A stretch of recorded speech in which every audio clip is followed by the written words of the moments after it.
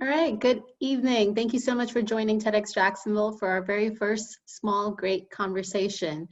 For those of you who are new to TEDx Jacksonville, we welcome you and we're so glad you were able to join us. And for those that are returning, thank you so much for subscribing to our newsletters and reviewing our website and joining us for this conversation. Just as a reminder, our organization's mission is to open minds with inspiring ideas. And so if you're familiar with us, then you know that we're used to doing our large-scale conferences every October. And of course, 2020 being the year of COVID, we decided to postpone our conference, and really thought about ways in which we can lend and be true to our mission to have a discussion around racism. COVID has led us to think about a lot of different things at this time when we are home and reflecting on ways in which we can personally improve society. And so to that end, these virtual gatherings were built around honest dialogue about the realities of racial injustice and what each of us can do to stop perpetuating it. This series will feature in-depth conversations with previous TEDx Jacksonville speakers whose talks have renowned resonance this year and bring a heightened clarity to this discussion because of their areas of expertise. And with that, I'm going to turn it over to Alita Turner, our TEDx Jacksonville team member, who will be moderating our very first conversation with Dr. JeffriAnne Wilder. Alita is a communications professional, entrepreneur, and Jacksonville native. She is a proud public education advocate and parent leader, and she also serves as her daytime job as the communications coordinator for Leadership Jacksonville. Alita, I'll turn it over to you.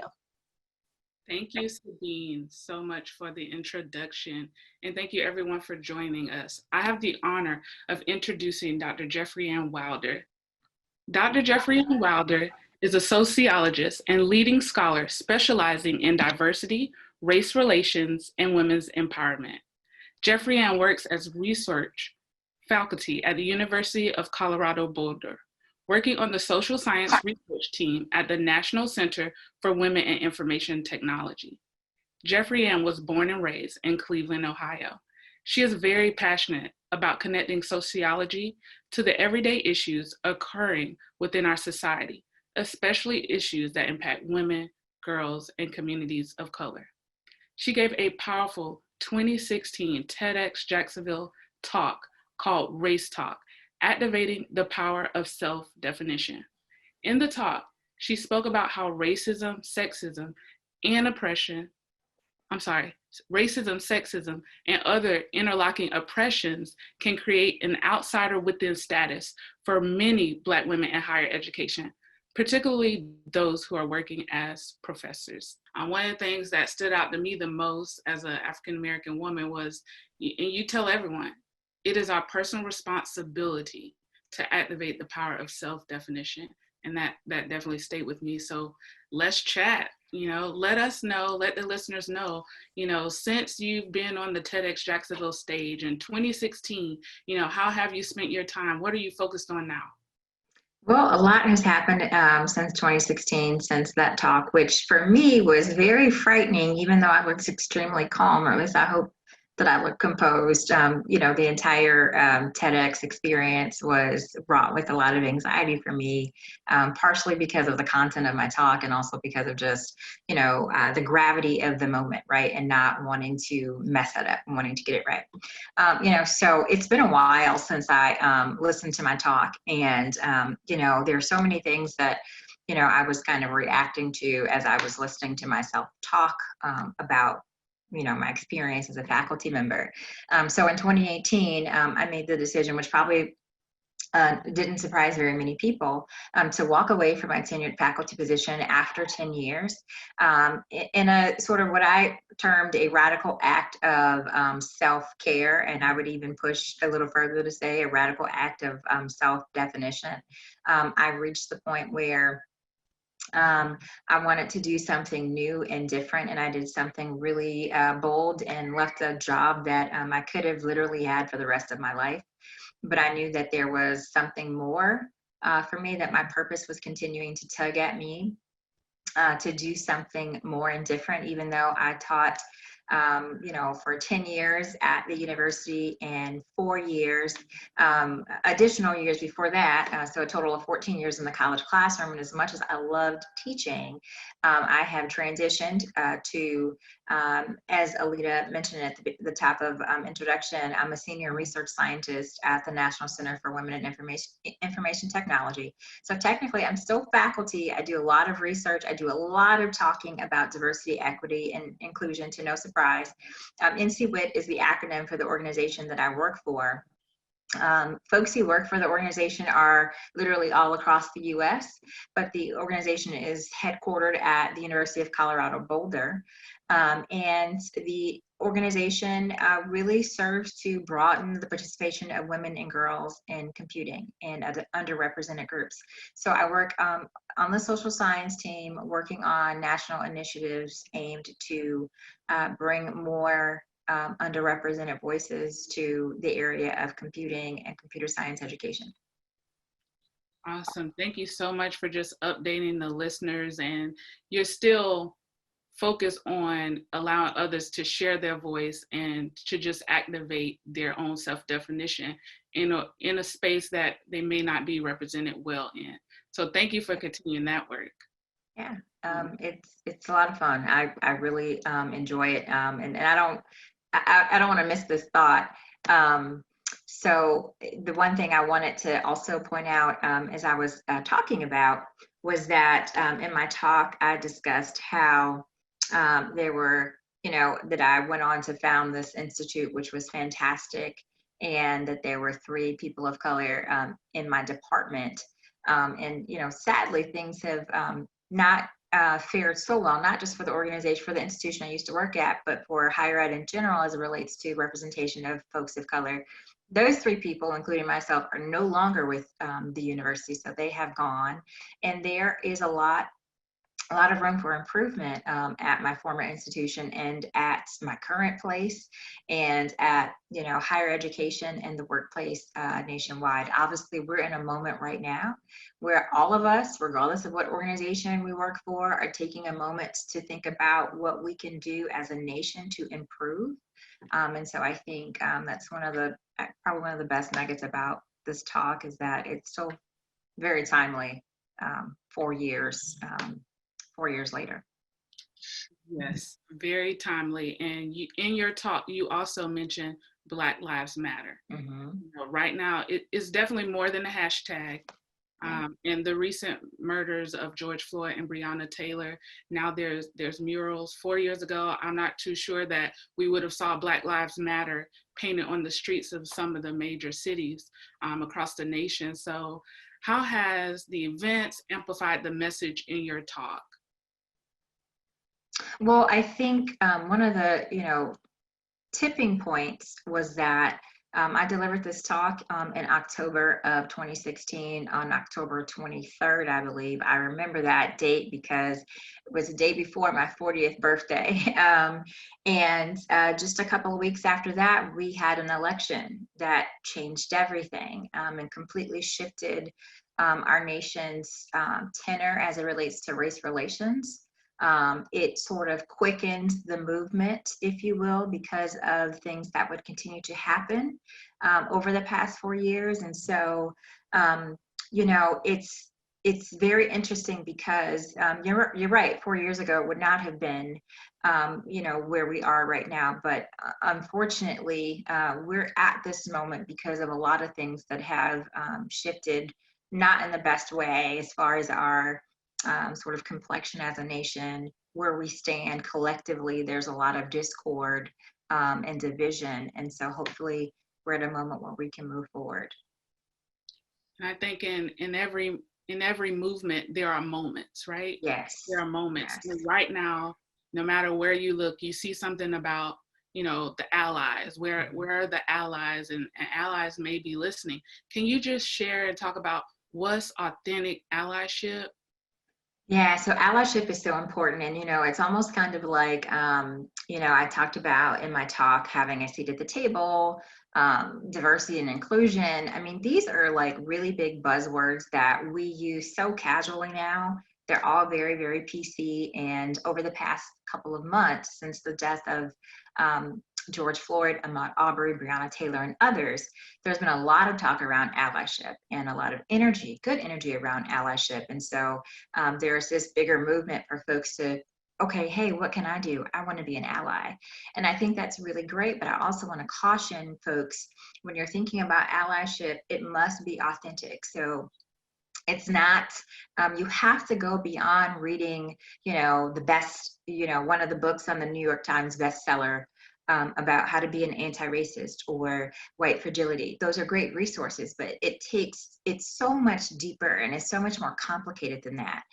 In order to be an authentic ally, you have to position yourself in a place of privilege. And it comes a point where there's some reckoning that needs to happen internally and also,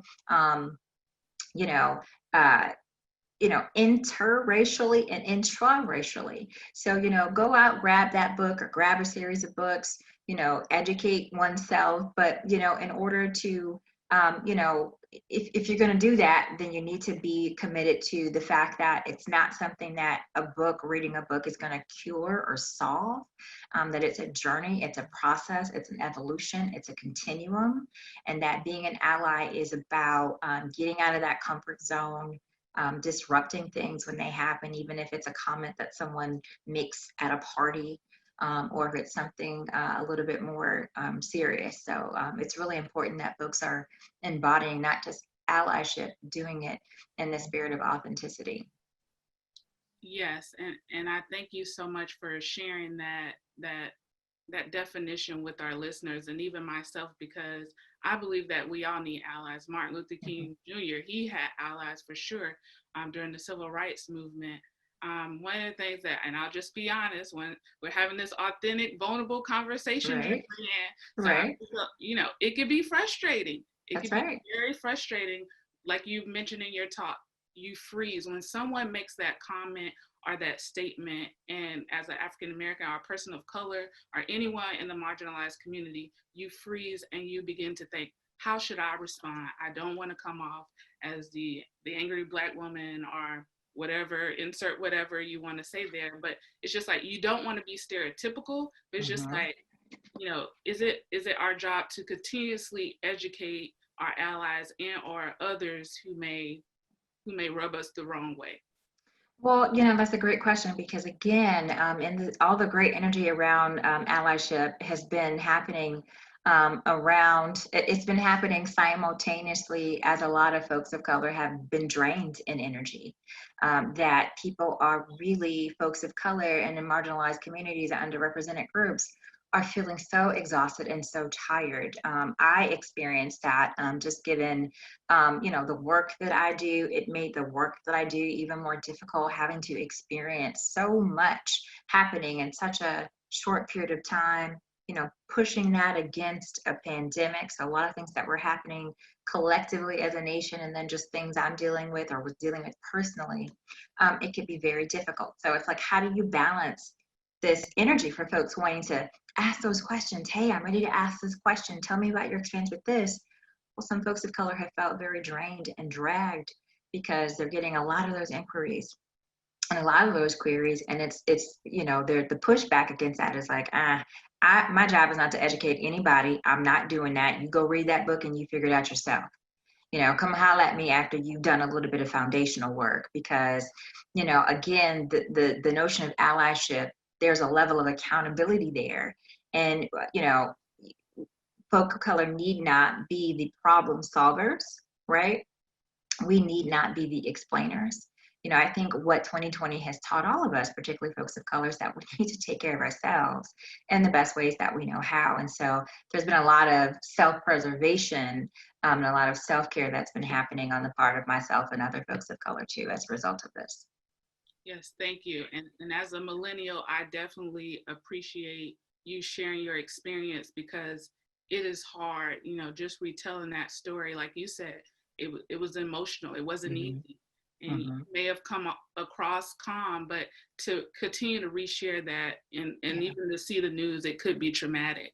Absolutely. So what would you say to individuals who may believe that we don't need to have a conversation about race, that our country has moved on? What would you say to those people?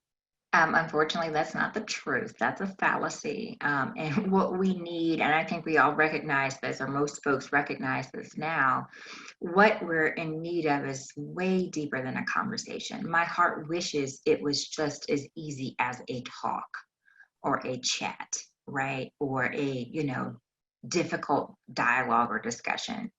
It's so much deeper than that. It is.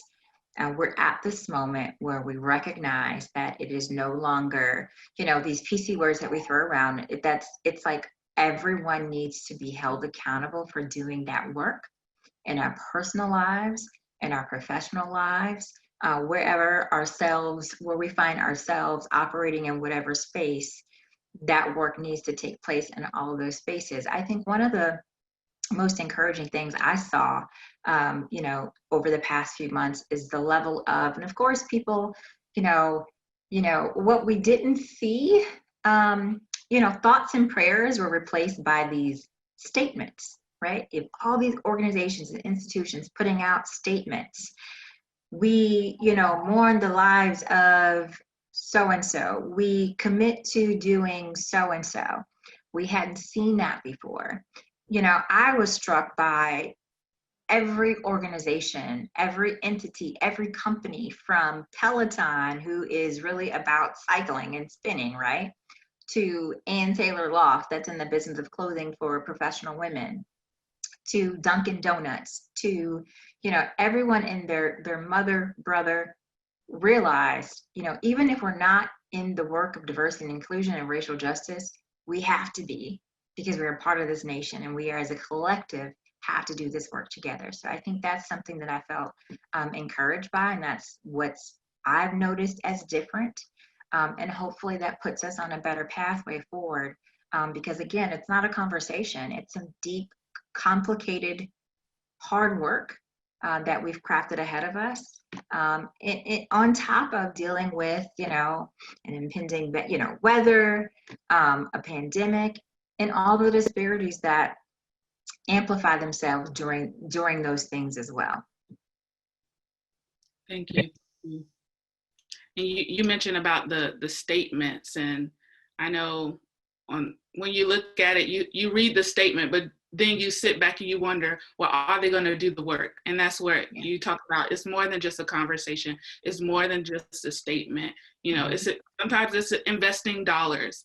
In your case, it's having a seat at the table, making sure more faculty at the table, and we don't just check a box to say that we've met our diversity. We've met our quota and our numbers. And so, that shows your authenticity as well. Can you just take a moment and talk about your family? Can you share with us your family, your daughter, and the generations represented? Yeah, so, as I was re-listening or listening to the talk again, I talk about my father, who actually just turned 84 last week. I talk about my mom, who is 72 years old and just completed her doctorate in education a few weeks ago. So, Black women continue to do their thing in my family.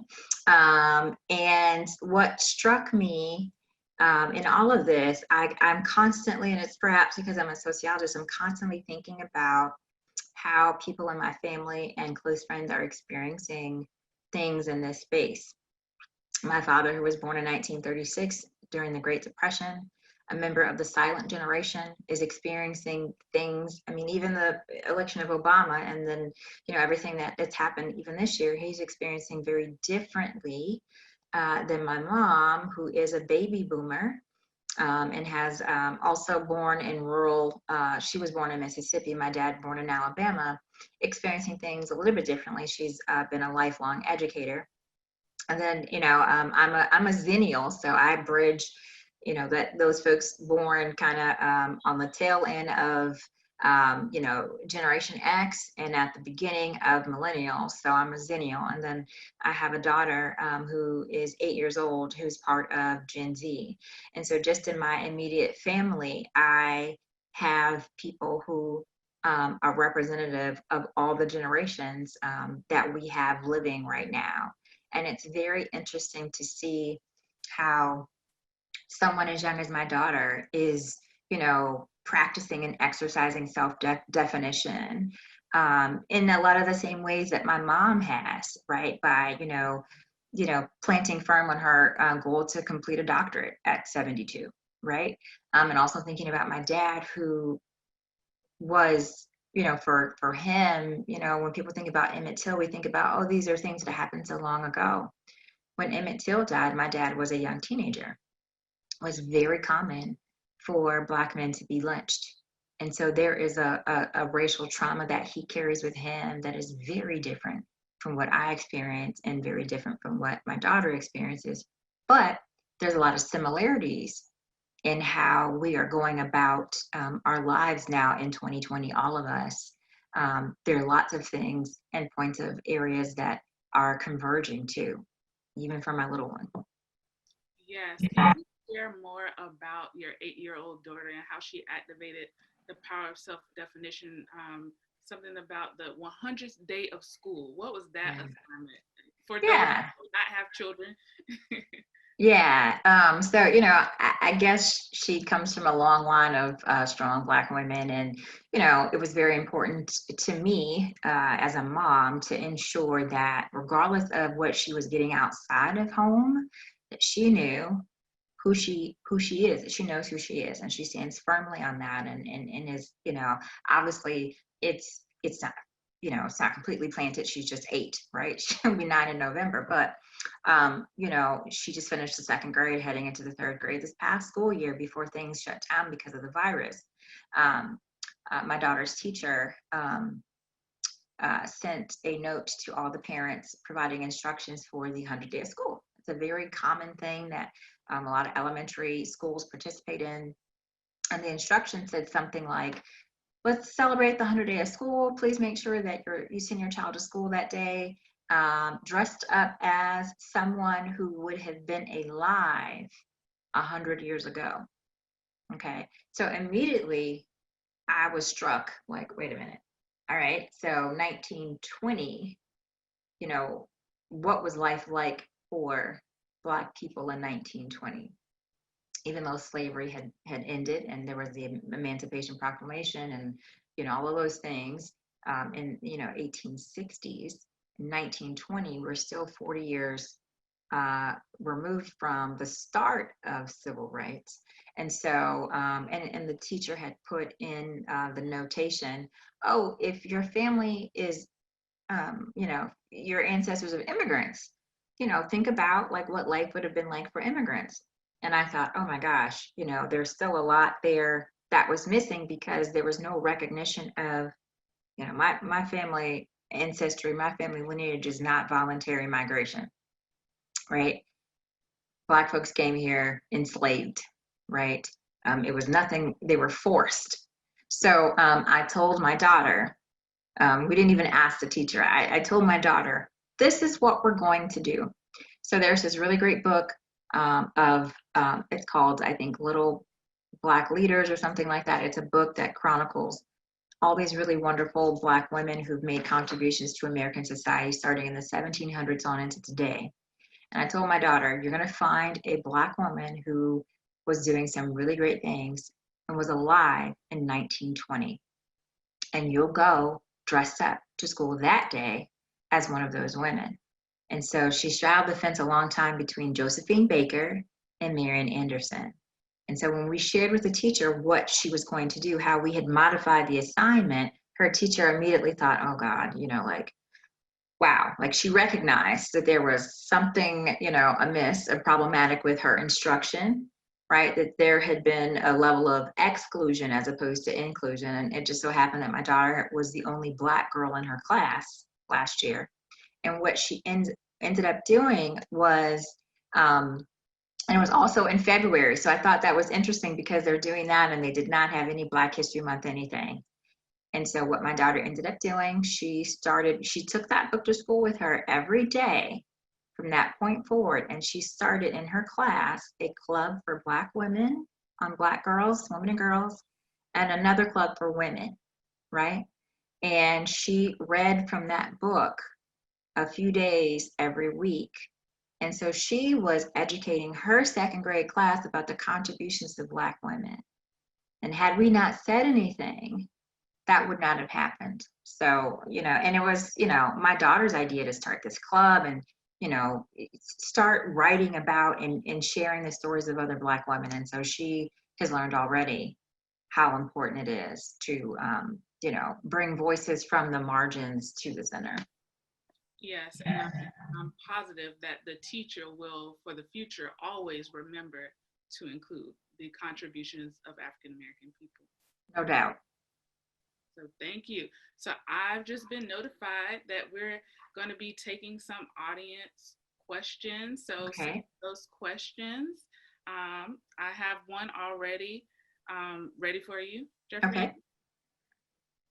What advice would you give to individuals who understand they need to do the work, but they don't know where to start? Mm-hmm. Their networks aren't diverse. How do you engage in these conversations outside of their bubble? That's a great question. And I think that's a really important question because there are probably a lot of people in that space, right? Wanting to do more, wanting to do something, not knowing where to start, how to start, when to start. And so, I do think that it's important to take advantage of the resources. And so now what we've seen is tons of lists and books and this and that. So I mentioned 2 books before that are on the New York Times bestseller list. White Fragility and How to Be an Anti-Racist. Those are great books. I would also push folks to listen to the stories and the voices of women of color, because women of color have been left out of this conversation. Any book, any of those books can provide you a primer, a foundation. A lot of them are, pretty heavy academic stuff, but there are tons of videos and different things. PBS has an excellent documentary that I used to show in my classes all the time. It's old. It's probably came out in the early 2000s. It's called Race, the Power of Illusion. If you don't feel like you're really ready to, tackle a book, grab that documentary. It's a 4 or 5 part series. So it's maybe 4 or 5 hours that provides a very balanced view of American history and tells the story. It tells the story of the story that we tell about race. I think that's a great way to start. There are lots of groups and things now that folks can participate and take advantage of. But I would also recommend that folks need not get so overwhelmed with, again, strapping up with this anti-racist armor, because it's not something that you arrive at. It's a place you start and you continually go, right? So start with the documentaries, start with a lot of, the videos and things that you can sort of expose yourself to, and then you can transition to the books. And then, it's okay once you've gotten that foundational knowledge to reach out to someone and have a conversation. I think it's also important, even before you reach out to folks of color, to reach out to other white folks and say, how are you processing this? What are your thoughts about allyship? What kinds of things can we do without engaging people of color to make a contribution? So I think those are really good ways to get started on that. Thank you for sharing. I have another one here. How can those of us who are not people of color advocate for change at our workplace? Call out culture. Yeah. Let's see. So for example, if there's like a culture of combative approach to address racial disparities. Mm-hmm. So like if your culture isn't ideal, how can people who are not of color advocate in the workplace? I think that's a great question. What we find, what the research tells us, is that people of color and people from underrepresented groups face some of the most blatant, palpable experiences of discrimination in the workplace, right? That was my talk about my workplace experience. I think it's important to be empowered, right? To ask questions. Hey, You know, if your workplace does not have, a lot of organizations call them ERGs, employee resource groups, or groups attentive towards diversity and inclusion, go to human resources and ask, you know, to find out about what resources are available at your organization through the chief diversity officer. So a lot of times in human resources, they're going to have someone who is addressing diversity and inclusion there. Now we see a lot of growing positions around chief diversity officers at every organization, and they are tasked with embedding diversity, equity, and inclusion throughout the entire organizational narrative and structure. So I think it's important to start with folks in human resources, start with the chief diversity office or the Office of Equity and Inclusion, ask questions. If those things don't exist at your organization, start a group. It could be just a group to, hey, if anyone's interested in learning more about how we can make our workplace more inclusive, start the group. Disrupt things. A lot of experiences I've had in the workplace are things related to what we consider to be very minor things, but you know, microaggressions nonetheless. My former colleagues were fantastic people, but I received so many experiences of microaggression related to my hair. You change your hair a lot. Is that your hair today? What's going on with your hair? Think about what kinds of things folks might be experiencing that may not seem that deep or dramatic, that could be considered to be microaggressions and causing them certain levels of discomfort. Because I tell you what, over time, those microaggressions, the cumulative impact of those microaggressions have very serious implications for people from underrepresented groups, health-wise, you know, psychologically, physically, physiologically, all of those things. And again, for me, it got to the point where I needed to just pivot altogether and embody and, you know, engage a different workplace culture just for my own personal health. I agree wholeheartedly, JeffriAnne. Microaggressions, they happen to you on a daily basis. And as you mentioned, a part of your self-care sometimes isn't even to address it. It's really just to remove yourself from the environment. So no matter if you have a large corporation or a small corporation, if you're not a person of color, it is really important that, you know, talking about your hair, I'm natural. So sometimes it's curly, sometimes it's straight. Yeah. Sometimes I got a little extra. Okay. Yeah. So, you know, it's just like, those are microaggressions where I recognize that if another peer changes their hair color and or style, is not a point of conversation. So I thank you for just bringing that as a highlight. And so I do see someone in the chat asking about like compliments. Compliments are fantastic. Yes, give me the compliments all the time. What I experienced was not complimentary. It was insulting or denigrating. You change your hair more than anybody I know. Can I touch your hair? Is that your hair today? You know, things like that, again, and I want to talk a little bit about intent. Doesn't matter the intent, the outcome, right? So we know a lot of times people do not intend to be malicious. We get that. It's the outcome, you know, it's the feeling that folks get on the receiving end constantly over and over, and it puts people in a space where they have to feel, or at least I would always feel that, oh my gosh, I have to be absolutely perfect. And more importantly, embody whiteness as much as possible in order to be comfortable and to be okay and to be accepted. When in actuality, I was diminishing who I really was as an individual. And me as an individual likes colors and likes change and likes to do different things with my hair. So, and you know, I was actually like looking at the video thinking, dang, I missed my pixie cut. That was cute, right? You know, so I'm thinking about my hair, just thinking about like looking at the video, so. And I'll add to that too. The microaggression that I've gotten in the past personally was the reason why a Caucasian man could not remember my name was because I keep changing my hair. And I literally became a manager at the organization, but it's the fact that because I changed my hair, he could not remember my name. Yeah. And that's not okay. That's not okay. No, that's not okay. So JeffriAnne, can you discuss the distinct nature of anti-Blackness that is a nuisance within racism and white supremacy. And I can repeat that. Can you discuss the distinct nature of anti-Blackness that is a nuisance within racism and white supremacy? So I think the distinction is that it is not sort of one thing. It's multidimensional. I think really, if we turn that on its head, the distinction really is whiteness and what embodies whiteness. And so again, not white people, but white structures. And then we were just talking about hair and standards of beauty. So I'll give that I'll put that within a concrete context.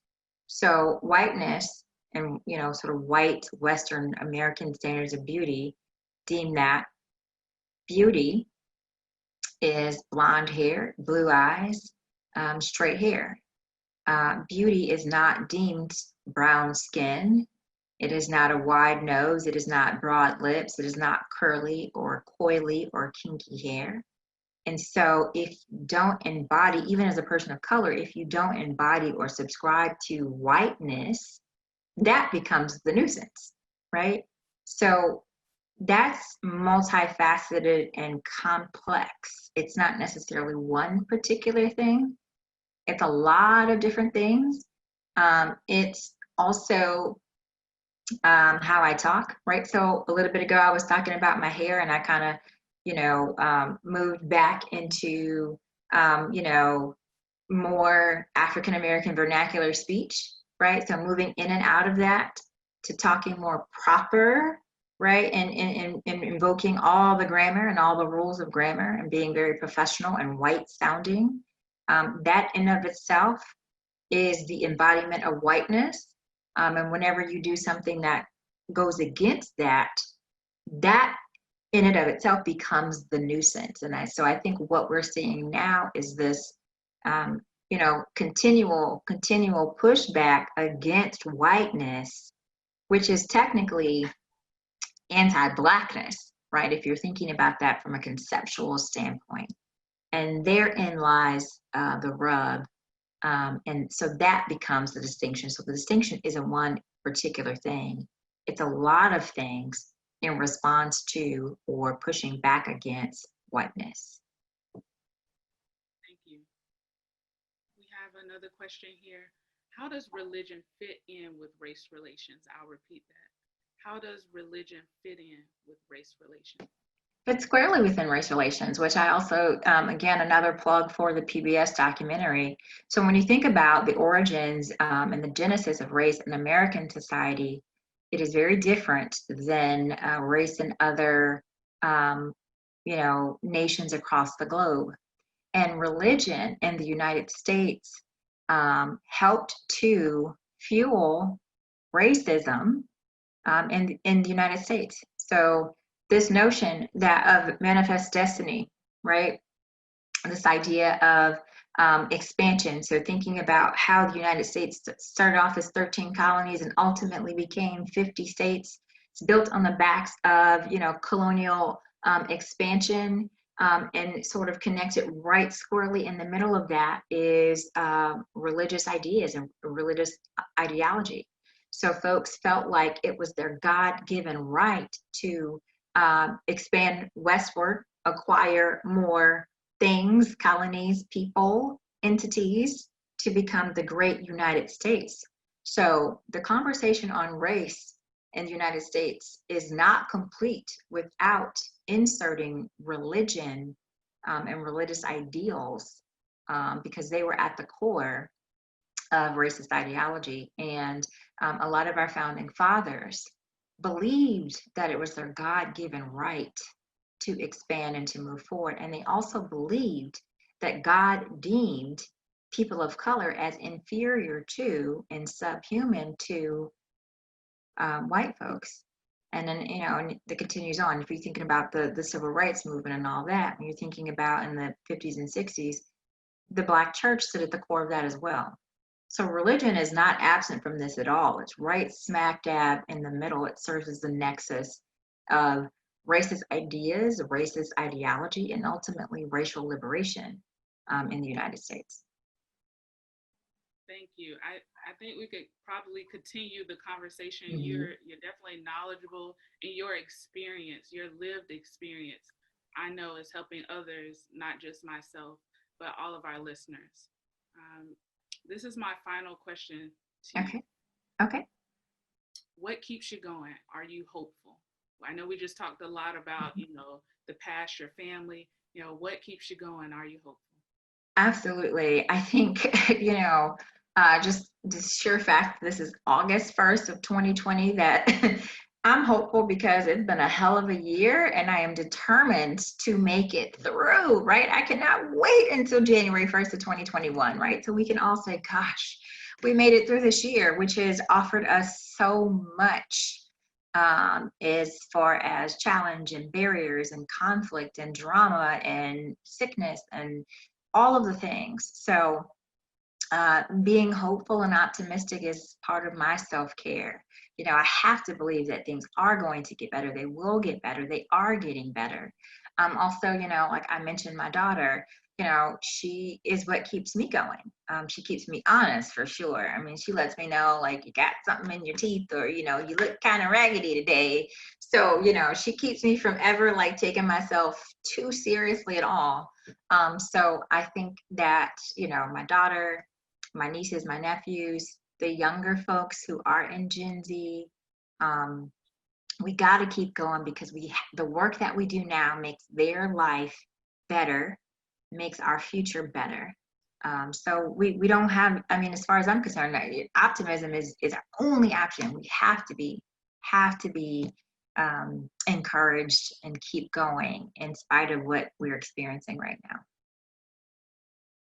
Thank you. Thank you. I'm definitely hopeful that everyone listening and those who will view your talk will use your talk as a resource for anti-racism, right? That's what we're all Absolutely. talking about. Even people of color who need to be encouraged. Mm-hmm. And I hope that the words, I want to just say what you said in your talk, share your story. Share your story, activate self-definition. And that's for everyone. The self-definition will help solve our pressing social problems. You said be vulnerable, be unapologetic, okay? That's right. Be unapologetic. That's right. Being who you are. We all have to do that. We all have to do that. So I also want to mention, thank you, Dr. JeffriAnne Wilder, for your time, for sharing your experience, going deeper, right? For nearly 4 years later. Yes, right. Nearly 4 years later, just coming back and sharing with our listeners and myself included. I wanted to share with everyone that our next Small Great Conversation is on August 15th at 1 p.m. And it's Pastor Michael T. Smith. The name of his talk is Black Murder is Normal. And he was a TEDxJacksonville speaker from 2014. So allow this Small Great Conversation to be the first of many small great conversations that we hope you plan to have with your friends and those in your network and outside your network. And we hope that you go and do some small great things as it pertains to racism. Do some small great things, as JeffriAnne mentioned, to disrupt those moments that are happening in your life. Thank you so much for joining us. All right. Stay safe, everyone.